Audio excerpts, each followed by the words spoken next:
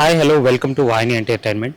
ఈరోజు కనుక చూసుకున్నట్టయితే చాలా దారుణమైన ఘటన అయితే నాగర్ కర్నూలు జిల్లా కుమ్మెర గ్రామంలో అయితే చోటు చేసుకుంది. 2 సంవత్సరాల ఒక చిన్న పాపను ఒక దుర్మార్గుడు అనాలా, హంతకుడు అనాలా, ఏమనాలో కూడా అర్థం అవ్వట్లేదు, చంపడం అయితే జరిగింది.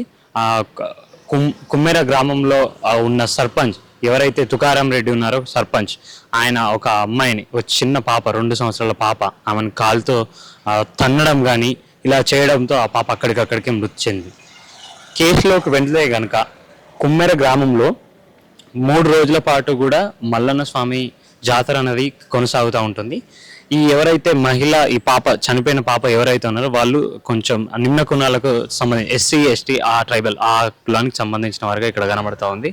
దీంట్లో భాగంగానే వాళ్ళు ఆ దర్శనానికి వెళ్తుండగానే ఎవరైతే ఈ గుడి కార్యనిర్వాహక అధికారులు ఉన్నారో వాళ్ళు అక్కడనే ఆమెను ఆపేసి, దాని తర్వాత ఆమె లోపలికి వెళ్తూ ఉంటే దర్శనానికి ఇంత అని చెప్పి 100 రూపీస్ కావాలి దర్శనానికి అని చెప్పి అడిగి ఇవ్వకపోవడంతో, వాళ్ళ దగ్గర తీసుకోలేదు, మా దగ్గర ఎందుకు తీసుకుంటున్నారు అని చెప్పి ఆ మహిళ అడగడంతో ఆమె వాళ్ళ అత్తగారు ఎవరైతే ఉన్నారో వాళ్ళ అత్తగారి పైన దాడి చేయడం జరిగింది. ఆమెను ఇట్లా చేయితో తోసేయడం అయితే జరిగింది. దాని తర్వాత ఎందుకు ఇలా చేశారని చెప్పి వాళ్ళ కోడలు వెళ్తే కూడా ఆమెను కూడా తనడం అయితే జరిగింది కాళ్ళతో. దాని తర్వాత మధుసూదన్ రెడ్డి, శ్రీనివాస్ రెడ్డి వాళ్ళు ఎవరైతే ఉన్నారో వాళ్ళందరూ కూడా దౌర్జన్యానికి పాల్పడి వాళ్ళందరినీ అక్కడి నుండి, ఆ అత్త కోడల్ని అందరిని కూడా అక్కడ నుండి పంపించడం జరిగింది. పంపించడంతో వాళ్ళందరూ కూడా కిందకు వచ్చి ఉన్నారు, గుట్టపై నుండి కిందికి వచ్చి ఉన్నారు.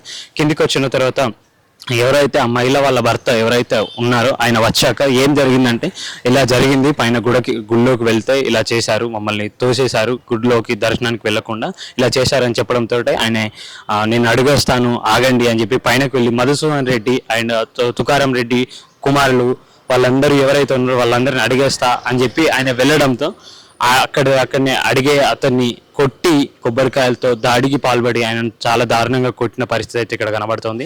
అలా కొట్టే సమయంలోనే ఎవరైతే ఆ పాప, 2 సంవత్సరాల పాపను అక్కడ మా ఆయన పైకి వెళ్ళి ఇంకా రాలేదని చెప్పి చూసేస్తా అని చెప్పి ఆమె కూడా వెళ్ళడం జరిగింది. వెళ్ళేసరికి ఆ భర్తను కొట్టడంతో ఆమె తట్టుకోలేకపోయి మా ఆయన్ని వదిలేయండి అని చెప్పి ఎంత బ్రతిమలాడినా కూడా ఆ పాపను కూడా పట్టుకొని మా పాప మొహం చూసి అయినా వదిలేయండి అని చెప్పి ఆ బ్రతిమలాడినా కూడా పట్టించుకోనటువంటి పరిస్థితి అయితే ఇక్కడ ఉంది.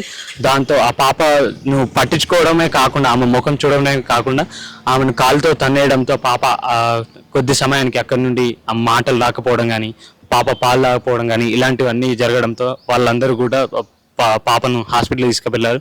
హాస్పిటల్కి తీసుకుపోయేసరికి ఆ పాప అప్పటికే చనిపోయి ఉన్నది, ఆమె చల్లబడి ఉన్నది.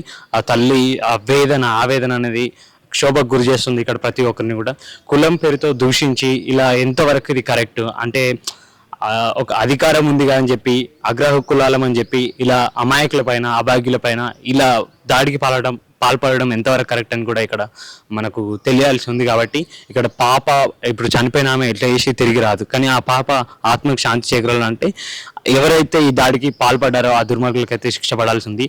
ఈ దాడిలో ప్రధానంగా పోలీసుల విచారణలో తెలిసిందేమనగా, తుకారాం రెడ్డి ఎవరైతే సర్పంచ్ నాగర్ కర్నూలు ఈ గ్రామానికి చెందిన వ్యక్తి ఎవరైతే సర్పంచ్ ఉన్నారో ఆయనకు తుకారాం రెడ్డి కొడుకులు మధుసూదన్ రెడ్డి, శ్రీనివాస్ రెడ్డి, ఇంకా పలువురు అనుచరులు, ఆయనకు సంబంధించిన అనుచరులు ఎవరైతే ఉన్నారో వాళ్ళందరూ కూడా ఈ ఘోరానికి పాల్పడ్డారని చెప్పి కూడా పోలీసు విచారణలో తెలిసింది. వాళ్ళని పట్టుకునే ప్రయత్నంలో పోలీసులు అయితే ఉన్నారు, వాళ్ళైతే పరారీలో ఉన్నారని కూడా ఇక్కడ తెలుస్తూ ఉంది.